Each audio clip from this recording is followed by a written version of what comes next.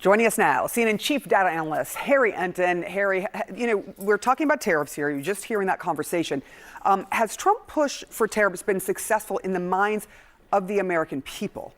No. No is the simple answer. I mean, I think that Americans have moved more against tariff than any other major Trump policy that he's been pushing during this second term. What are we talking about here? Well, why don't we just look at this? New tariffs on imported goods. You go back to November of 2024, the majority, 52%, were in favor of it. Look at where we are now. Peu de gestes modifient immédiatement le niveau de prévisibilité entre alliés stratégiques. L'accord conclu entre le Canada et la Chine en janvier 2026 en était un. Washington, 16 janvier. Avant même le lever du soleil sur la capitale américaine, les autorités commerciales ont reçu la confirmation que le Premier ministre canadien Mark Carney avait signé à Pékin un accord bilatéral avec le président chinois Xi Jinping. Le contenu de cet accord a non seulement ravivé les tensions diplomatiques qui s'étaient accumulées au cours des dernières années, mais il a également introduit une nouvelle variable dans l'architecture économique de l'Amérique du Nord. Le document officiel prévoyait, entre autres clauses, une réduction significative des droits de douane sur les exportations de canola canadien vers le marché chinois. Une mesure qui permettrait de rétablir la viabilité de tout un secteur agricole, jusqu'alors paralysé par les sanctions imposées par Pékin en 2025. En contrepartie, le Canada accepterait l'entrée de jusqu'à 49 000 véhicules électriques fabriqués en Chine à des taux réduits, rétablissant pratiquement les niveaux d'importation antérieurs aux droits de douane imposés par les États-Unis. L'impact de cet épisode ne s'est pas limité à ce qui s'est passé dans la salle à ce moment-là. Il a brusquement bouleversé les axes de confiance sur lesquels reposaient les chaînes d'approvisionnement régionales. Le matin même de l'annonce, les membres du cabinet de Donald Trump se sont réunis avec des représentants du département du commerce et du bureau du représentant commercial des États-Unis. La première évaluation interne n'envisageait pas de représailles immédiates, mais reconnaissait que l'accord signé par Carney introduisait un risque systémique pour l'USMCA, le traité trilatéral qui régit le commerce entre les États-Unis, le Canada et le Mexique. Le risque n'était pas seulement commercial, il s'agissait d'une remise en question tacite de la capacité de Washington à maintenir ses partenaires proches dans un environnement géopolitique marqué par des incertitudes et des décisions unilatérales. Le pacte sino-canadien avait été conclu en marge du traité en vigueur, sans consultation multilatérale, sans notification préalable et sans engagement contraignant en matière de compatibilité réglementaire. Cette rupture de protocole a été interprétée par les analystes du secteur comme un signe de l'épuisement des voies traditionnelles de concertation. Le contexte de l'accord remonte à une série de frictions commerciales accumulées depuis le début du deuxième mandat de Trump. L'imposition de droits de douane sur l'acier, l'aluminium et d'autres produits primaires a directement affecté les exportateurs canadiens, exerçant une pression sur les marges, déstructurant les contrats et générant des signes d'instabilité réglementaire. Parallèlement, les tentatives de renégociation des clauses de l'USMCA ont été menées sous l'angle de l'exceptionnalité, avec des menaces publiques d'abandon unilatéral de la part des États-Unis. À plusieurs reprises, le Canada a cherché à maintenir les voies diplomatiques ouvertes, en présentant des données qui étayaient sa position de principal partenaire commercial des États-Unis. Néanmoins, le discours adopté par la Maison-Blanche a ignoré les arguments techniques et traité la relation bilatérale avec une imprévisibilité croissante. C'est dans ce contexte que Carney a réévalué la matrice des risques et autorisé l'ouverture de voies directes avec Pékin. Bien que l'attention du public se soit portée sur le canola, la décision de Carney impliquait une reconfiguration plus large de la politique commerciale canadienne. L'accord prévoyait des protocoles douaniers, des tableaux progressifs de libéralisation et une révision des mécanismes sanitaires qui permettraient, à l'avenir, d'augmenter les exportations d'autres céréales, notamment le blé et l'orge. Dans la pratique, cela signifiait qu'une partie de la production auparavant destinée au marché américain serait désormais redirigée vers l'Asie. Le changement ne concernait pas seulement la destination, mais aussi la logique opérationnelle. L'infrastructure logistique canadienne, terminaux ferroviaires, silos, contrats de stockage et de transport, avait été conçue pour répondre à la fluidité du marché nord-américain. Une migration des flux commerciaux impliquerait une reprogrammation des itinéraires, de nouvelles certifications et une réévaluation des coûts opérationnels. Pour le secteur agricole, cela exigerait des ajustements immédiats. Pour les responsables de la planification stratégique à Washington, cela imposerait un nouveau calcul de la résilience et de la dépendance régionale. L'accord a également été interprété comme une réponse institutionnelle à l'absence de soutien du gouvernement américain pendant la période des sanctions chinoises. Depuis que des droits de douane pouvant atteindre 84% ont été imposés sur le canola canadien, des milliers de producteurs de l'ouest du pays ont vu leurs revenus s'évaporer. Les tentatives pour obtenir le soutien de Washington n'ont abouti qu'à des promesses vagues et à des gestes symboliques. Voyant que son secteur agricole n'avait pas d'autre alternative, Carney a cherché une solution pragmatique. Ce geste était calculé, mais pas improvisé. La diplomatie canadienne sondait discrètement le gouvernement chinois depuis le second semestre de 2025. La possibilité de lier l'allègement tarifaire à l'ouverture partielle du marché automobile a été jugée viable après les changements apportés aux objectifs chinois en matière d'électrification du parc automobile national. Il en a résulté un accord bilatéral qui, d'une part, redonnait de la liquidité à des secteurs stratégiques du Canada, mais qui, d'autre part, introduisait des tensions politiques entre les trois membres de l'USMCA. Il est encore trop tôt pour mesurer les effets pratiques de l'accord, mais les signes immédiats sont clairs. Les représentants de l'industrie automobile américaine ont exprimé leur inquiétude quant à la possibilité que les véhicules électriques chinois, même s'ils ne pénètrent que de manière limitée sur le marché canadien, puissent exercer une pression indirecte sur les prix du marché continental. Il existe également une incertitude quant à l'origine des composants et à la possibilité de réétiqueter des pièces sur le territoire canadien afin d'échapper aux droits de douane américains. Parallèlement, les associations de producteurs agricoles américains ont commencé à revoir leur plan de récolte, craignant qu'une réponse de rétorsion de Trump sur les importations canadiennes n'affecte leur propre chaîne commune de stockage et de distribution. Le sentiment général en coulisses est qu'un système fondé sur des hypothèses d'intégration et de prévisibilité entre dans une phase de transition forcée. Suivre ce processus exige une attention constante aux mouvements institutionnels qui se succèdent. Si vous appréciez une analyse qui relie les décisions du cabinet aux impacts réels sur le système, ce canal continue d'enregistrer chaque étape de cette transformation. C'est dans ce contexte que les fondements du modèle d'intégration économique nord-américaine commencent à être réévalués de manière plus large par de multiples acteurs institutionnels. L'accord conclu entre le Canada et la Chine n'est pas seulement un épisode isolé de politique commerciale, mais un signe tangible que les voies traditionnelles de coordination sont en train d'être remplacées par des arrangements alternatifs. À Washington, le représentant commercial des États-Unis, USTR, a entamé un examen préliminaire des clauses de sauvegarde de l'USMCA en se concentrant spécifiquement sur les sections traitant de l'entrée de produits contenant des intrants provenant de pays non signataires. L'objectif est d'évaluer si les véhicules électriques chinois assemblés au Canada, ou même les composants agricoles soumis à une transformation sur le territoire canadien, pourraient éventuellement contourner les barrières tarifaires américaines. Dans le même temps, le ministère de l'Agriculture, USDA, a été invité à élaborer des scénarios d'impact sur la compétitivité des producteurs locaux face à la possible reconfiguration des flux agro-industriels. Cette convergence aide à comprendre pourquoi l'accord sino-canadien a eu des répercussions dépassant les attentes initiales.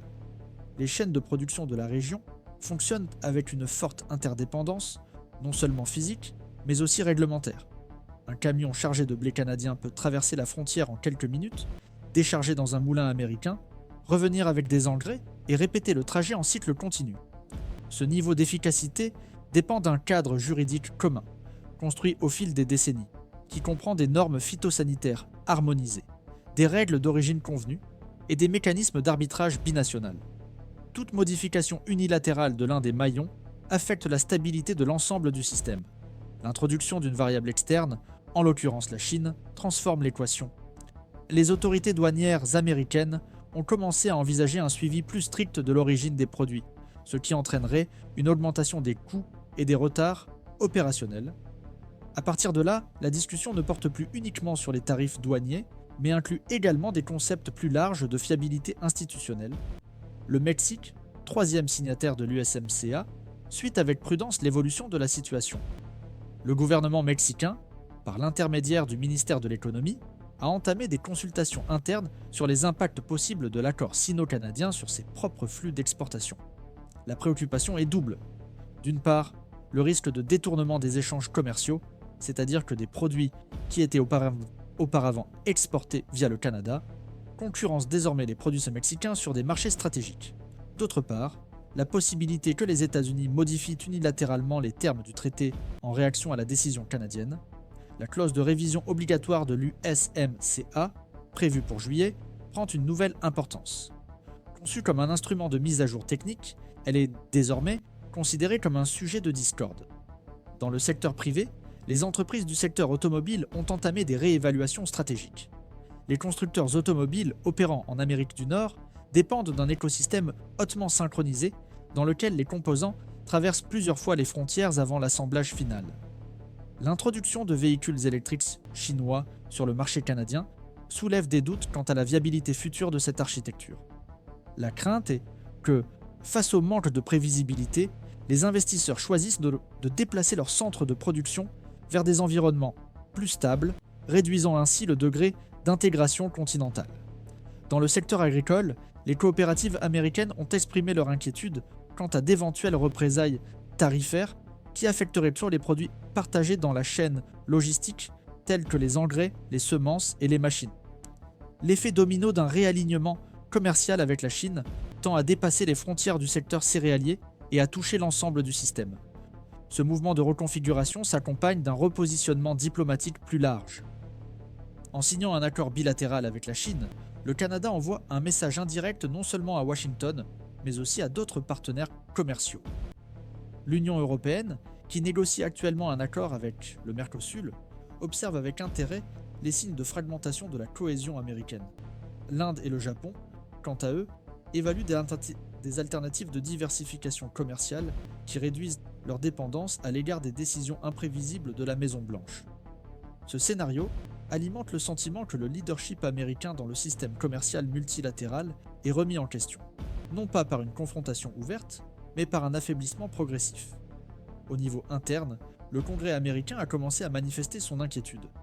Les membres du Comité des moyens et des ressources de la Chambre des représentants ont demandé une audience publique avec des représentants de l'USTR afin de clarifier les risques découlant de l'accord sino-canadien. Les sénateurs des États agricoles font pression pour obtenir des garanties qu'il n'y aura pas de perte de compétitivité face à la réorientation canadienne. Les représentants des États industriels, quant à eux, veulent comprendre comment l'accord affecte les projections d'investissement dans le secteur automobile. Ce type de mobilisation législative indique que la question n'est plus technique et qu'elle est désormais au centre du débat politique. L'accord de janvier devient ainsi un point d'inflexion pour des discussions plus larges sur le rôle des États-Unis dans les chaînes de production mondiale. C'est également à ce moment-là que le système financier commence à réagir. Les rapports sur les risques des institutions bancaires et des agences d'analyse ont commencé à inclure des clauses spécifiques sur la volatilité réglementaire en Amérique du Nord. Pour les fonds d'investissement fortement exposés aux secteurs dépendants de l'intégration régionale, tels que l'agroalimentaire, les transports et l'industrie légère, cette perception d'instabilité entraîne une réévaluation des actifs et une révision des stratégies à moyen terme. Les entreprises ayant des contrats d'approvisionnement basés sur les prémices de l'USMCA ont commencé à revoir leurs clauses de sortie et à renégocier leurs délais avec les distributeurs. Le concept même de chaîne d'approvisionnement intégrée est en cours de révision. Certaines entreprises adoptent des approches plus localisées, même si cela implique un coût plus élevé. Au vu de cette situation, il apparaît clairement que l'accord entre le Canada et la Chine n'a pas seulement entraîné une réorganisation des flux commerciaux. Il a mis en évidence la vulnérabilité d'un système qui fonctionnait avec un degré élevé de confiance tacite entre ses membres. L'absence de mécanismes efficaces pour absorber les chocs exogènes et réagir de manière coordonnée renforce le sentiment que la résilience institutionnelle de l'Amérique du Nord est mise à l'épreuve. La révision de l'USMCA, prévue dans moins de 6 mois, revêt désormais une importance politique bien plus grande qu'initialement prévue. Il s'agit désormais d'une opportunité, ou d'un risque, de redéfinir les contours du système économique régional. Dans des moments comme celui-ci, des analyses continues et bien fondées deviennent des outils essentiels pour suivre non seulement les événements, mais aussi leurs implications institutionnelles. Si ce type de couverture vous intéresse, cette chaîne reste attentive aux liens plus profonds qui se cachent derrière les annonces. Depuis que l'accord entre le Canada et la Chine est passé du stade de projet à celui d'accord officiel, le débat ne porte plus sur la légitimité du mouvement, mais sur la réorganisation qu'il entraîne dans l'architecture économique régionale. À ce jour, il n'existe pas de consensus sur les réponses que les États-Unis pourraient apporter sans violer leurs engagements multilatéraux ni aggraver les divisions au sein même de l'accord États-Unis-Mexique-Canada. Les chercheurs liés aux institutions spécialisées dans le commerce international observent qu'une réaction fondée sur les droits de douane devrait surmonter 3 obstacles à la fois. La difficulté technique et juridique de séparer de manière sûre les marchandises canadiennes entièrement nationales de celles qui comportent des étapes chinoises dans des chaînes de production intégrées. La probabilité de représailles croisées de la part du Canada et le risque que le Mexique soit poussé vers un choix artificiel qui aboutirait à une réponse indépendante, en dehors de la logique d'alignement automatique. Cette combinaison rend le scénario plus fragile que les différents commerciaux précédents, car il ne s'agit pas seulement de chiffres dans des tableaux d'importation, mais de flux intégrés qui soutiennent la production, l'emploi et l'investissement. Même les segments traditionnellement favorables au protectionnisme ont fait preuve de prudence, craignant qu'une escalade ne compromette des chaînes sensibles dans des domaines tels que les aliments transformés, les machines agricoles et les semi-conducteurs industriels. Sur le plan juridique, la controverse s'intensifie précisément parce que l'accord États-Unis-Mexique-Canada prévoit des mécanismes de révision, de compensation et de rééquilibrage, mais n'offre pas d'outils clairs pour traiter les accords parallèles qui modifient les incitations sans nécessairement enfreindre immédiatement les règles formelles. Une partie des experts en droit commercial soutient que le Canada reste dans les limites du traité, car le rapprochement avec la Chine n'implique pas automatiquement le non-respect des règles d'origine ni la violation obligatoire du contenu régional. D'autres affirment qu'en créant une porte d'entrée élargie pour les produits potentiellement subventionnés par une puissance extra-régionale, le Canada interfère avec la logique pratique des avantages réciproques qui sous-tend l'accord continental, même si le texte n'est pas explicitement enfreint à court terme. Par conséquent, le différend ne se limite pas au contenu de l'accord, mais à la manière dont il s'inscrit, ou non, dans les principes qui structurent le modèle. Le dilemme institutionnel est évident. Dans quelle mesure un traité régional peut-il survivre lorsque des stratégies bilatérales redessinent les flux de biens et de capitaux sans qu'il existe de mécanisme de contention efficace? Au niveau national, la décision de Carney a également divisé les intérêts. Les secteurs exportateurs et liés à l'agroalimentaire ont interprété cette décision comme une correction nécessaire après une longue période de vulnérabilité et d'instabilité, arguant que le pays devait ouvrir des alternatives face à la volatilité de Washington. A l'inverse, les syndicats industriels et les groupes environnementaux ont tiré la sonnette d'alarme sur l'augmentation de la présence chinoise dans des domaines stratégiques de l'économie canadienne. Craignant des répercussions sur les normes réglementaires, les chaînes industrielles internes et l'autonomie technologique, certains voient également dans cette décision un précédent qui pourrait inciter d'autres pays à rechercher des accords similaires avec des puissances extérieures au bloc, affaiblissant progressivement la logique d'intégration régionale comme horizon central. Pour les anciens membres de la diplomatie canadienne, cependant, l'interprétation est moins idéologique et plus pragmatique. Ce choix reflèterait les limites imposées par la conjoncture et la reconnaissance du fait que dépendre exclusivement d'un partenaire imprévisible crée un risque systémique. Quoi qu'il en soit, que ce soit par calcul ou par nécessité, cette décision ouvre une phase inédite dans les relations internationales du Canada, susceptible de bouleverser son rôle traditionnel d'équilibre entre les pôles. Aux États-Unis, le débat s'élargit en abordant la question de la réversibilité. Si Donald Trump quitte ses fonctions lors des prochaines élections, l'intégration continentale pourrait-elle revenir à son état antérieur? Certains analystes le pensent, à condition que le prochain gouvernement rétablisse la confiance et la prévisibilité avec le Canada et le Mexique de manière coordonnée. D'autres font valoir que le système économique ne fonctionne pas au même rythme que la politique. Lorsque de nouvelles routes logistiques sont financées, lorsque des contrats à long terme sont signés avec d'autres marchés, lorsque des investissements dans les infrastructures sont orientés vers des corridors alternatifs, le retour en arrière cesse d'être une simple décision politique et dépend désormais des coûts, des litiges et des renégociations. Ainsi, l'accord sino-canadien pourrait être plus qu'un événement isolé. Il pourrait marquer un tournant capable de modifier la trajectoire de l'intégration régionale, en consolidant de nouvelles attentes dans le secteur privé et les chaînes de production. Le secteur privé se comporte d'ailleurs déjà comme si la volatilité était permanente. Les grands opérateurs logistiques, les fonds et les conglomérats industriels accélèrent leur stratégie de diversification des fournisseurs et de réorganisation partielle des étapes de production. cherchant à réduire leur exposition aux chocs tarifaires et aux changements soudains de réglementation. La logique de production et de distribution juste à temps, qui a structuré l'intégration nord-américaine pendant des décennies, commence à céder la place à des modèles basés sur la redondance stratégique. Au lieu de rechercher une efficacité maximale, les entreprises privilégient désormais la résilience face à des environnements réglementaires instables. L'impact immédiat tend à se traduire par une augmentation des coûts d'exploitation, une plus grande prudence dans les investissements et un ralentissement des projets d'expansion. À moyen terme, cette transition pourrait affecter la croissance économique régionale, le marché du travail et la compétitivité mondiale du Canada, des États-Unis et du Mexique. Sur le plan géopolitique, la décision canadienne est également interprétée comme une opportunité pour la Chine d'exercer une influence indirecte.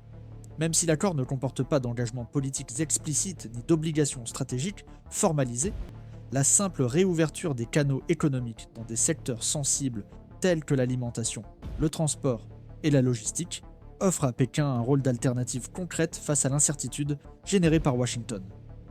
Cette interprétation pourrait s'amplifier, car d'autres gouvernements proches des États-Unis, comme le Japon, la Corée du Sud et l'Australie, ont tendance à considérer cette affaire comme un signal d'alarme et un indicateur de risque institutionnel.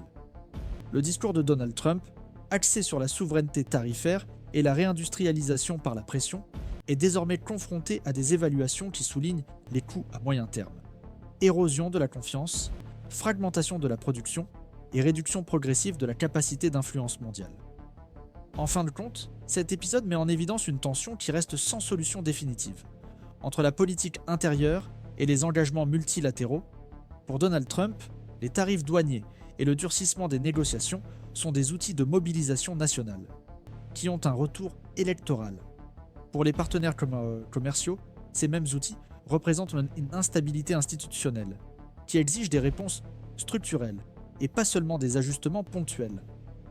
Le choix de Carney, dans ce contexte, peut être interprété comme un signe que le coût de l'imprévisibilité est devenu plus élevé que le coût politique de la recherche de nouveaux alignements. Même si l'accord avec la Chine a été motivé par une nécessité immédiate, il inaugure un cycle dans lequel les alternatives externes sont désormais considérées comme souhaitables, et non plus seulement comme possibles. C'est pourquoi le sort de l'accord entre les États-Unis, le Mexique et le Canada dépend moins de ce qui est écrit que de la prévisibilité que les acteurs parviennent à rétablir dans la pratique. Sans un minimum de stabilité, le traité cesse de fonctionner comme une garantie et devient seulement un cadre juridique face à des réarrangements réels menés par des contrats, des itinéraires et des investissements. Dans de tels scénarios, un suivi systématique devient indispensable pour comprendre non seulement ce qui s'est passé, mais aussi ce qui tend à se consolider à l'avenir. Si ce type d'analyse vous aide à voir au-delà des gros titres et à comprendre ce qui soutient le système sous la surface, continuez à nous suivre. Les changements structurels s'annoncent rarement clairement. Ils s'accumulent, se normalisent, et lorsqu'ils deviennent visibles pour tous, ils ont déjà modifié le terrain sur lequel les décisions sont prises.